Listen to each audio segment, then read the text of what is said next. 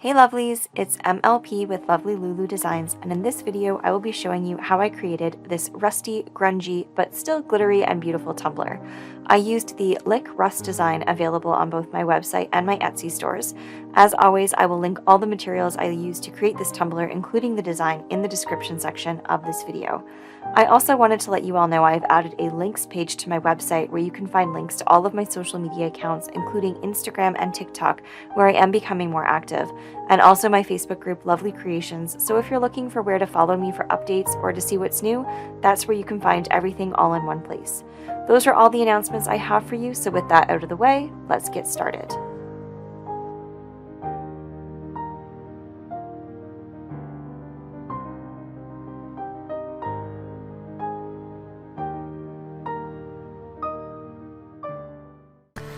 For this project, I'm going to be using the 10-ounce straight-sided camping mug with the flat handle. This is my preferred mug, handled mug, should I say, to be working with. I do prefer it over the sort of pot-bellied mug that is also available. While I do like the thin handle on that one, I do find that this is a lot easier to actually decorate because of the straight sides.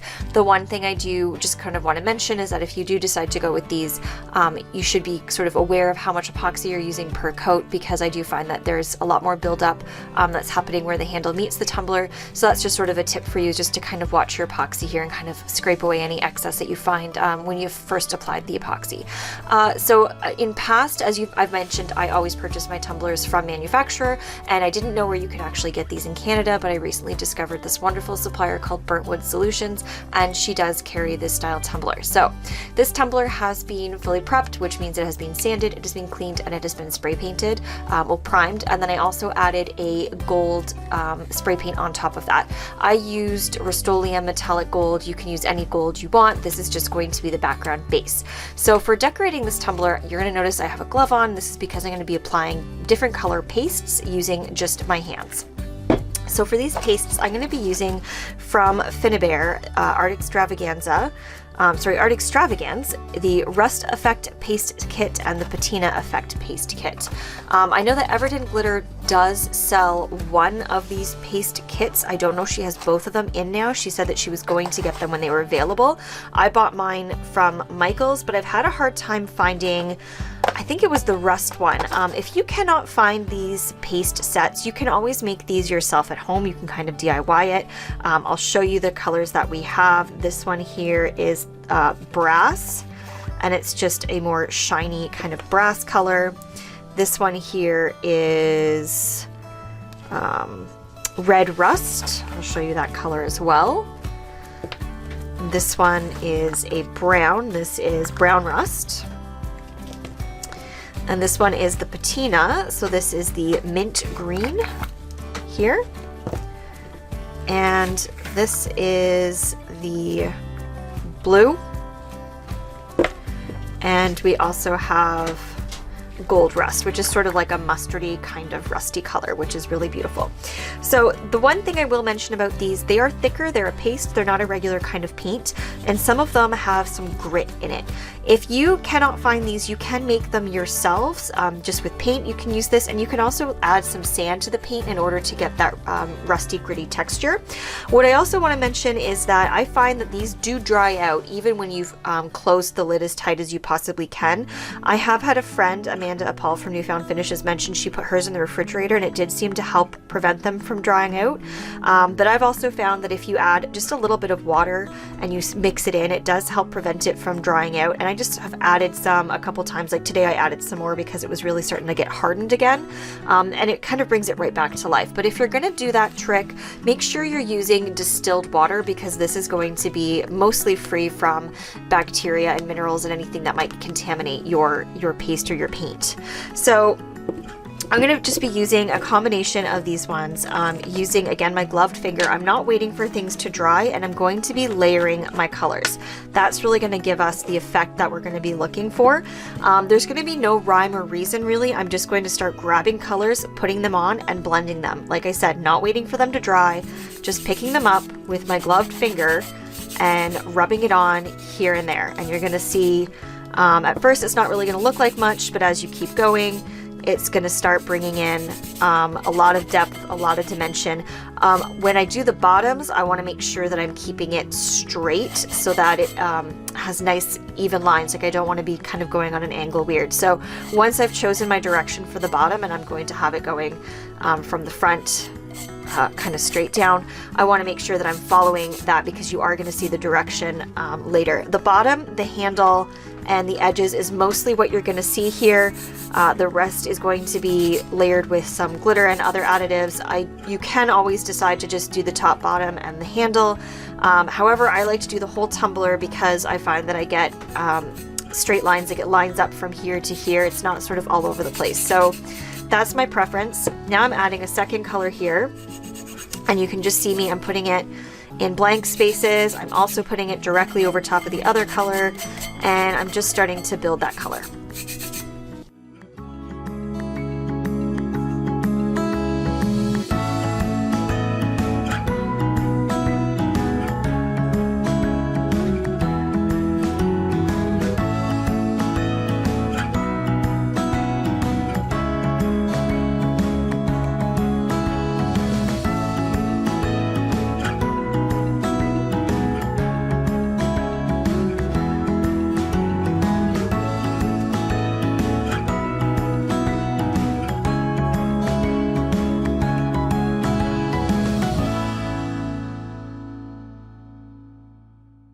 Okay, so this is what I have so far. If you find that your colors are getting muddied by using the same finger, just switch your fingers out. Like maybe you want to have one finger that's more the blue tones, maybe you want to have one that's more the rust tones. So that's really up to you for personal preference. You'll also might notice as you're building layer that when you start rubbing it, it's rubbing it back down to the spray painted base below. If that starts happening, all you have to do, just take a quick break. Let it dry on there for a little bit. Seal up your things so they don't dry out. Let that dry on your tumbler for a little bit, and then come back in with a fresh glove and layer a little bit more. So that's sort of the stage I'm at right now. That's what I'm going to do. So I'm just going to let this dry a little bit, and then I'm going to be back and I will continue to layer the color until I'm happy with the background. It's been about 20 minutes. I just glittered another tumbler, and now I'm going to come back to this one here. So one of the things you're going to notice is because it's a texture paste, you're going to be getting a lot of grainy areas. So if you want to at this point, I just kind of go over it a little bit with my gloved finger, especially around the rim here, knocking off anything that is maybe going to hurt my seal or make it a little bit harder for me to proceed with the epoxy. So just cleaning it up a little bit. And you definitely want to pay special attention to your handle, especially on the edges of the handle, because those can be problem points for epoxy as well. If you are familiar with working with epoxy, you know that epoxy does tend to pull away a little bit from edges like the lip of your tumbler and also the handle of the tumbler. So I'm just going to continue layering my colors here until I'm satisfied with the background and the base color that I have here. The one thing that I'm trying to be mindful of is that I don't have too much of one color in one spot. Another thing you'll notice me doing is I pick up I'm not just doing straight all the way from top to bottom on the entire tumbler. I'm sort of picking up here and there from where I'm going. So what I mean by that is sometimes I'm going to be starting from the top edge here, or sorry, from the bottom edge here. Other times I'm going to come in from more the top. Other times I'm going to hit the center part a little bit more. So that's basically what I mean by that.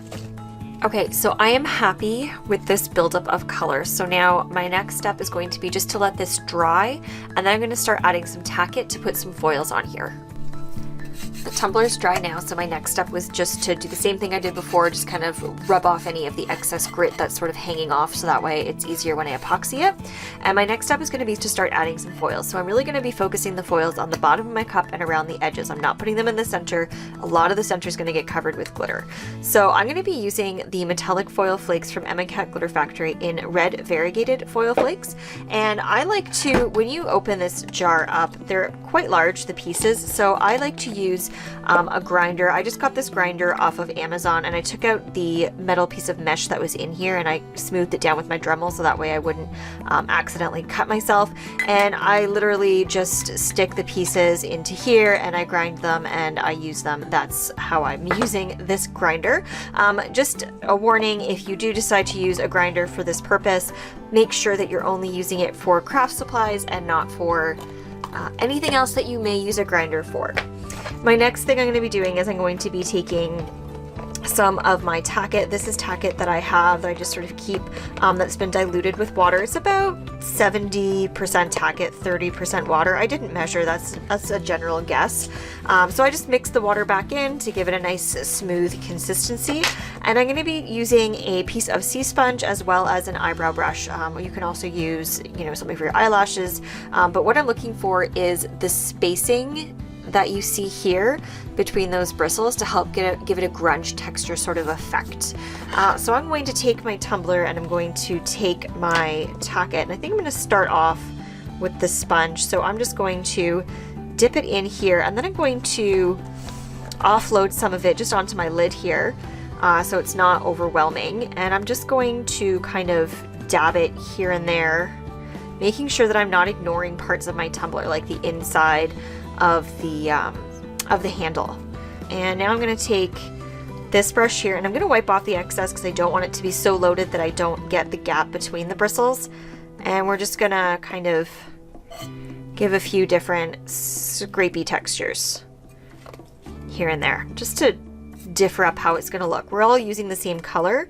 It's just two different ways of applying the Tack-It to get two different looks. So that looks good for me for right now. I'm happy with that. If I need to go back and add more later, I can. You can always add, but you can't really take away. So just something to sort of keep in mind there. Once the Tack-It is dry, it will dry sticky, and that will allow me to apply the flakes. So I will show you guys that step once that is dry. Tack-It is dry, it's sticky to the touch, so now we're going to start adding these foil flakes. I've got them here in my little grinder, and I'm just going to start applying them with a coarse brush. I'm just going to pick some up and sort of find where it's sticky and where it sticks to. And I'll just continue going around the tumbler, finding those spots. You can use your fingers too to feel sort of where you need to concentrate because you've added the Tack-It there. And that will help you also to sort of learn or remember where you put the stuff, because while it goes on cloudy, it does dry clear.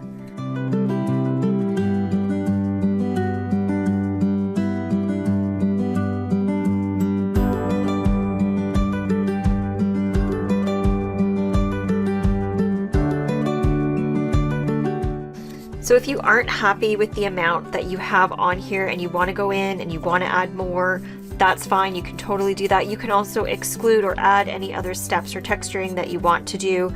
For these tumblers, the details are in the layers. You guys hear me say that a lot. It's up to you which layers you want to include, which ones you want to go heavy on, which ones you want to go light on. But yeah, so I decided I wanted to actually add a little bit of a different color glitter than the main glitter that I'll be putting on this. So I'm going to go and do one more time a Tack-It application using, using my little brush here.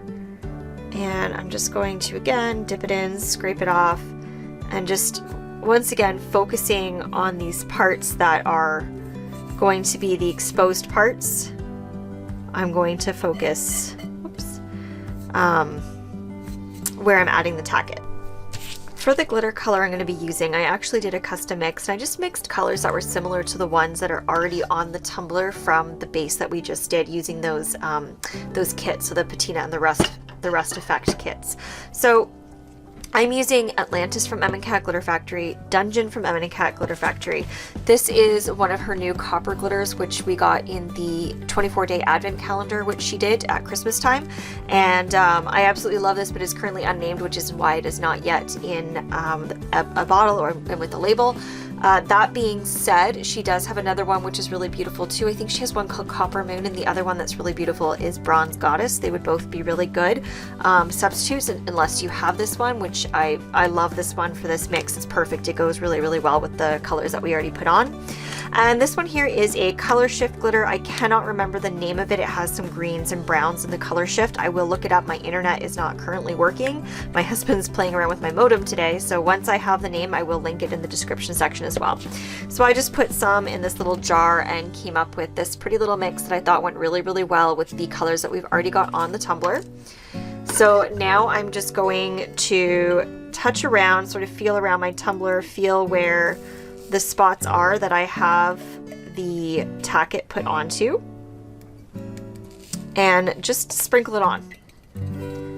I'm just going to do that until I have all the spots covered. I also like to go over the areas where I had applied the foil flake and the Tack-It before them, because there's always going to be a little bit of the Tack-It left exposed from that. So it just kind of rubs some of that glitter in with it.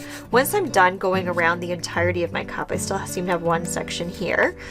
You can sprinkle it all over and do that way as well, but once I'm done the entirety of my cup, I take a rougher bristle brush and I just want to brush off the excess glitter. So I'm just going to go around the tumbler, making sure that I don't have any excess glitter. So now what I'm going to do is, one of the things to know about the metallic foil flakes is that quick coat, which is my brush on sealer, can actually strip them from their color. So the first thing I'm going to do is I'm going to spray seal this, and then once it's dry, I'm going to do a coat of quick coat. The reason why I do a coat of quick coat over my spray seal is because I find that even if I have my spray seal sitting for 24 hours, I still sometimes do get fish eyes on my epoxy. So what I like to do is I like to add the quick coat as a barrier between my spray seal and that. So if it's something you have issues with, definitely give that a try, and I don't have issues with any type of fish eyeing when I do that. The spray sealer dried, I added the quick coat dried, and now I have a coat of epoxy on there. I am using CCDIY Artist Resin. It's a little bit thicker than the medium viscosity, and because this is a pretty textured cup, I'm not afraid to put a little bit of a thicker epoxy on it to help reduce some of the coats of epoxy I need to add.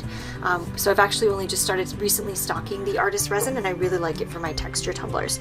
So when I'm going to be doing the next step here on this, if you like it this way, if the design that you're going to be doing for works with it just like this, absolutely by all means you can just leave it like this. It's still a beautiful tumbler. I, however, am going to be using a decal design that's going to be having fine lines, and it's going to be black. So I don't want to have a background that's going to be, one, too dark for the black design, but also because it is fine lines, I don't want to have something that's going to be competing too much with the design itself. So for that reason, I'm going to be building a little bit of a lighter center that's going to be a little bit less textured than the rest of the tumbler. So I'm going to start off by using some Charmed Chunky Mix from Cat Glitter Factory, and I'm also going to be filling it in with a little bit of the fine or extra fine Charmed. So it's just the straight Charmed, that's what I'm using. I've also put a piece of parchment paper underneath to catch any additional glitter that I have that might fall off, so then that way I can maybe save it. So basically what I'm going to do is I just put it into my lid or a small dish, and I'm just going to start by sort of focusing a little bit on the center here and pinching it on, and I'm going to be getting underneath and over top of the handle. I'm also going to remove the tumbler to make sure that I get underneath the handled section as well. And just going around that center band, I'm going to start focusing. It's okay if you sprinkle a little bit on the outside of that, because I'm going to be building it more in the center and then making it finer as I go out. So I'm starting off being a little bit closer to the tumbler because I want to have a bit more of a concentrated look with the glitter. Just kind of really building in that color there in the center. And then as I'm going to be sort of pulling away from that center part and having it a little bit less concentrated, I can always come up a little bit higher and sprinkle a little bit lighter. So that way you can still see some of the detailing underneath. And I'm just going to continue going around the tumbler like this until I've built enough of the glitter that I'm happy with it.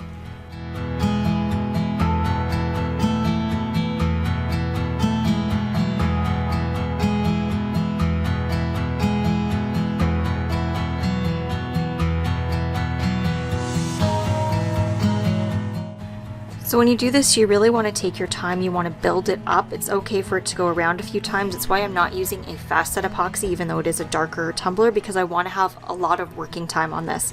So now I'm going to take some of that extra fine of the same color that I have. I'm just going to do the same thing. I'm just going to pinch and kind of fill in some of those gaps, but I'm going to be focusing the extra fine more in towards the center. So it's going to help with that sort of faded look here.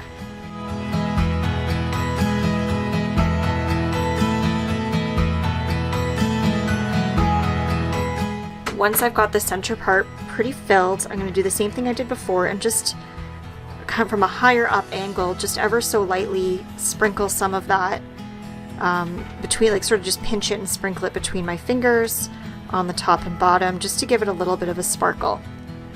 It's not going to hide too much of the background that we've already put on with the rust, but it is going to give it just a little bit of a nice sparkle. Kind of soften the look up a little bit.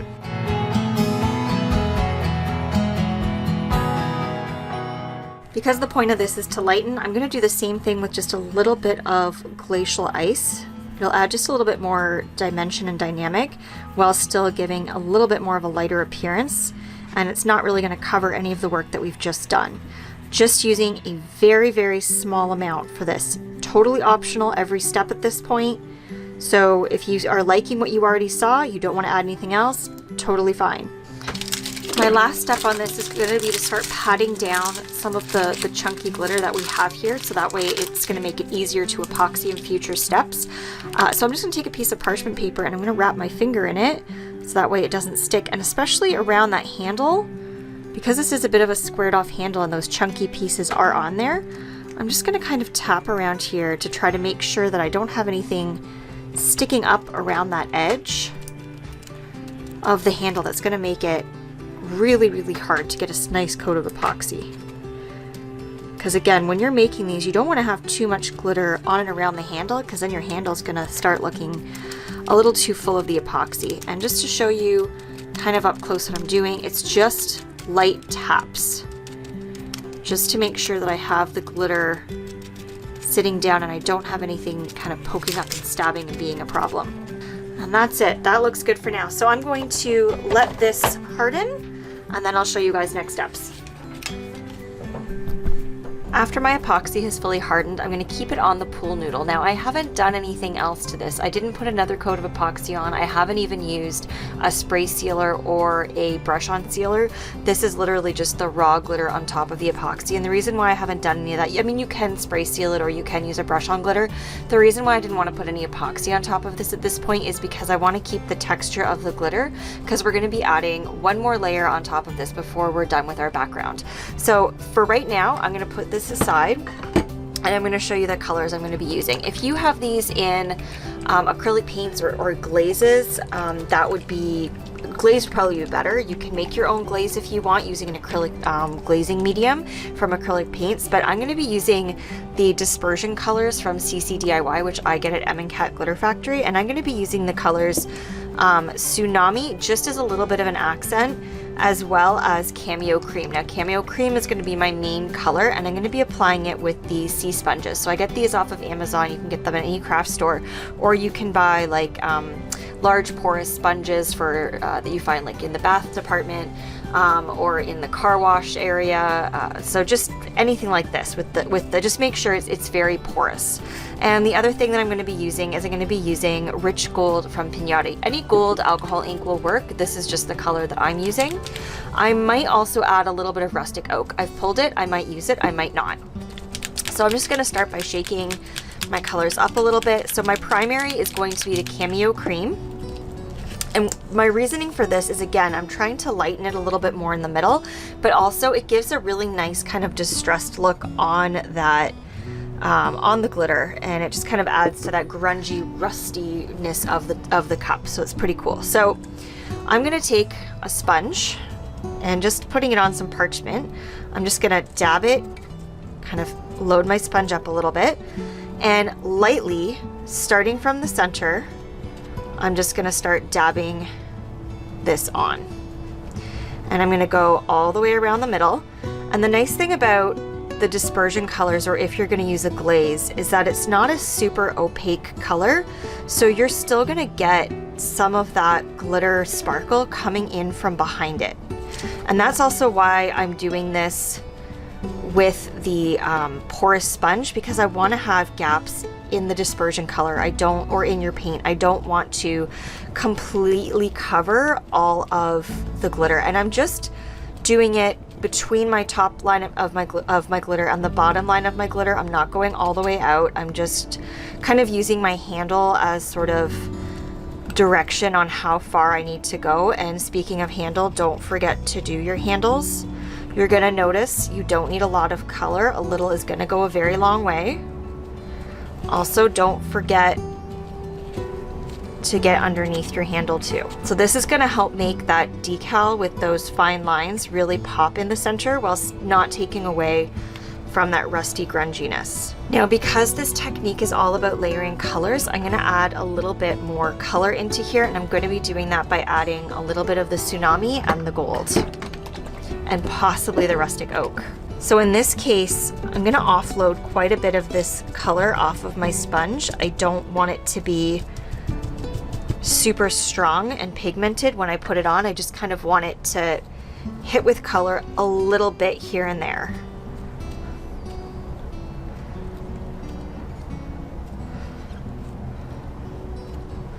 So when I am hitting it, I'm doing it light. I'm not pushing too hard where it's gonna really crush that color on. I just wanna add little bits here and there.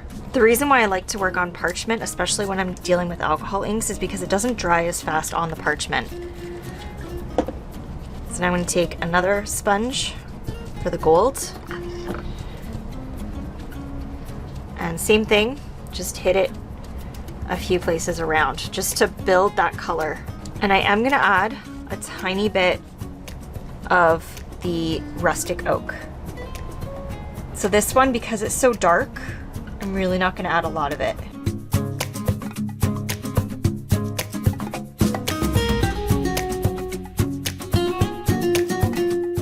All right, and just don't forget to add a little bit onto your bottom to tie it all in. And once you are happy with it, it is ready to just let it dry for a little while. Probably gonna let it dry for about 15 or 20 minutes, and then I'm going to spray seal it. Then I'll do the quick coat brush sealer on here. I spray seal first so that way I don't accidentally run my alcohol ink that I added on there. And then I will do the quick coat to brush it, and then I'm going to epoxy until smooth and add my Waterslide. For this project, I'm going to be using the Lick Rust design available on my Shopify and my Etsy, and I'm going to be using the black outline version. So the first thing I want to do is I'm going to be putting it into Inkscape because I want to bold it out a little bit more, and I'm going to show you why. So I'm going to come into Open, and before you open your file, you want to make sure that you've extracted the file. It comes in a compressed folder. If you just try to upload it to Inkscape or Cricut Design Space or whatever software you're using and you have not extracted it first, it's not going to recognize the individual files, and you're going to need it too, so you're going to need to make sure you've extracted it. If you're working in Inkscape, absolutely you need to know which folder that you have saved the file into. If you've downloaded it and you're working from Windows, usually that's going to be your download folder. I'm going to have it in my design folder here, and I'm going to go into File Name, click that, and I'm just going to start typing out Lick Rust, and I'm going to find it right there, that SVG. So I'm going to select that, and I'm going to choose Open. Now, even though this is an SVG, because of the fine lines and the detail in this particular design, it's not recommended for cutting with vinyl. It is recommended to be used as a print then cut design, so you can use this for waterslide, tattoo, sublimation, anything like that. I'm going to be making a waterslide using Newfound Finishes waterslide paper. I think it's the best. It's really durable, very thick. I absolutely love it. So that's what I'm going to be using for this project. So because my background has so much depth and so much texture, and this has finer lines, I want to make this a little bit bolder just to make it easier to see it on the tumbler itself. So the first thing I'm going to do is I'm going to select my file, and I'm going to lock my dimensions in here, and I want to resize it. I like to work in inches, so I'm just going to select my unit of measurement and change that from pixels to inches, and I'm going to change the width to 4 inches. It's a little bit bigger than what I would usually make a design, but the reason for it is because, as you can see here, the frame comes out kind of far beyond the words. So when I make it 4 inches, you can still read Lick Rust without having to turn it. So I like to make it a little bit bigger. So this here is the file. A couple ways you can do this. If you're going to be doing this using something like Design Space, you can use the PNG version of the design. It will have a transparent background, and what you would do is you would just select Control or Command, depending if you're on a Windows or a Mac computer, and you would select C for copy, and then Control or Command V for paste. And you would just make a whole bunch of copies of the design itself and allow it to kind of layer on top of itself. Once you've done that, you can see here, this has had a lot put on top of it. It is, in fact, thicker than the original file that I had placed here. So that's one way to do it. And if you're working in Design Space, that's the way to do it. But then what I want you to do is I want you to make sure you flatten it before you go ahead and print that file. The easier way to do this, and the way that I recommend, so if you're going to be using Inkscape like I am here for this section of the tutorial, I'm just going to select my file and I'm going to move these away in case you've opened that and you don't see them. And right down here in this bottom left hand corner it says fill and it says stroke, and I'm going to click on stroke, and I'm actually going to click there next to it where it says unset, and I'm going to go to stroke point and I'm going to select the flat color. So that basically means I'm not going to use a gradient, nothing like that. I'm just looking for one solid flat color. And these here are all set to 0, which means it's on black, and that's what we're doing. We're making a black design. And now I'm going to come into stroke style. I'm going to make sure that it's the straight solid line, not dashes or anything like that. And this here is going to show you the width that you can use on your stroke to kind of play around with. So this is no stroke. This is the original design. And if I press the plus arrow, you're going to notice it gets progressively thicker and more bold. So that's one way to do this. This is a little bit too much, so I'm going to kind of just play with this until I see a thickness that I like, that I think will work for the design. And I'm thinking something around plus 0.1 pixels is actually good. I don't want it to be too much thicker because I don't want to lose some of those details, but I do want it to be a little bit bolder so that way I can see it easier on the tumbler. And then that's it. That's all that I'm going to do to this file. Now I can print it. I'm going to print it directly from Inkscape so that way I can use all of the real estate on my piece of Waterslide paper. It is a little more expensive than standard paper. I don't want to be wasting any square footage on those sheets. I want to be able to fill it as much as possible. So the last decorative step on this is going to be to add the Waterslide decal. So here it is, Lick Rust. I've already cut it out of my paper. I just hand cut it with scissors, and I do try to cut close to the image as I can without sort of risking cutting the image off. So then that way it does help to hide or mask any lines. I find sometimes that if you kind of have an oval or something like an obvious shape, sometimes you can maybe see a little hint of the line. So that's what I do. I like to cut a little bit closer. I have here just some room temperature water, nothing special. So this is once again the paper from Newfound Finishes. This is my favorite Waterslide paper by far. The reason why I like this paper so much is because of how durable it is. I mentioned when I was doing the other video that it's thick. It's not really thick. That maybe wasn't the best word, but what it is it's durable. I don't usually see a line with these when I'm putting it on a light base, but basically I've been able to pull this off of the paper and then it not work on a tumbler, put it back on its backing paper and reuse the design later. And I've never had another type of Waterslide paper where I've been able to do that before. So this stuff is really truly fantastic. So I just submerged it in the water, and then once you see it pulling away from that backing paper, you know that it's ready to go. And I'm also going to take just a little bit of water and I'm going to wet the tumbler as well, so that way it's going to slide on here and allow me to adjust it a little bit easier. The other thing I did was I did take my lid and I put it on here because since there is a handle, even though this is only going to be a single side design, since there is a handle, I want to make sure that I am kind of lining it up a little bit here with the mouthpiece. That way it is pretty center, so when you're holding it, it's not kind of off on either side. Personal preference or customer preference, whichever. I like to have it that the design is facing me. I'm right-handed, so I usually do this. Unless I'm asked otherwise, I will by default do it on this side of the tumbler. So I'm just going to take my design here, place it on my tumbler, and just kind of slide it around until I am happy with its placement. And I'm just kind of using the center part here on my frame where you see the peak here, and I'm just kind of trying to line that up somewhat to the mouthpiece here. And I'm kind of using the handle here to get an idea of how center I want it from top to bottom. And the next thing that I'm going to do, because I like to measure, I like to be as accurate as I can, is I'm going to pick a point on both sides of the frame and I'm going to measure that until I kind of have an equal distance from the point of the design to the rim of the tumbler. All right, and that's pretty good. So what I'm gonna do now, because I don't want it to shift anymore, I'm gonna put my thumb in the center, and I'm just gonna start pushing any trapped water or air out from underneath. And the reason why I'm putting my thumb on the center there is because I don't want it to shift. So make sure that your finger or your hands are wet when you're doing this, because it's going to make it easier to glide over top of the design. And you're basically looking for any wrinkles or crinkles or folds or anything like that, because you don't want to have those on your design. You can also use, if you would like, a silicone brush to do this step. I like to wet it first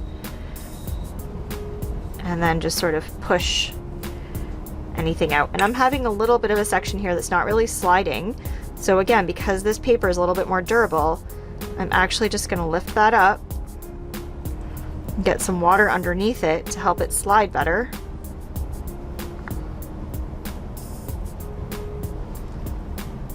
And then place it back down, and now I can work that wrinkle out. And I do like to go over it at the end with my hand just to also sort of feel to see if there's any wrinkles or any bubbles or anything that's trapped. And everything feels really smooth and really good, and I don't see anything. So this has now got its design on it. What I'm going to do is I do have a couple sharp points here, so I didn't sand this epoxy first. You want your epoxy to be super shiny underneath it, so then that way it's going to hide those edges. But I'm gonna let this dry, and then once it's dried, I'm gonna do a wet sand around, not touching this, but around the rest of the tumbler to help give it a little bit of grit, but also to help where some of the sharp parts are still on my handle, so then that way it will be fewer coats of epoxy to finish this one off. So once I've got this sanded, cleaned, and then epoxied until smooth, it will then be ready for my customer. Thank you for watching. If you like this video, please give it a thumbs up, and if you haven't done so already, please click my logo to subscribe and tickle that little notification bell so you'll be notified of future videos. Subscribing is completely free and helps me create more tutorials like this. Thanks again for watching, and I'll be back for more Tumbler tips and tutorials.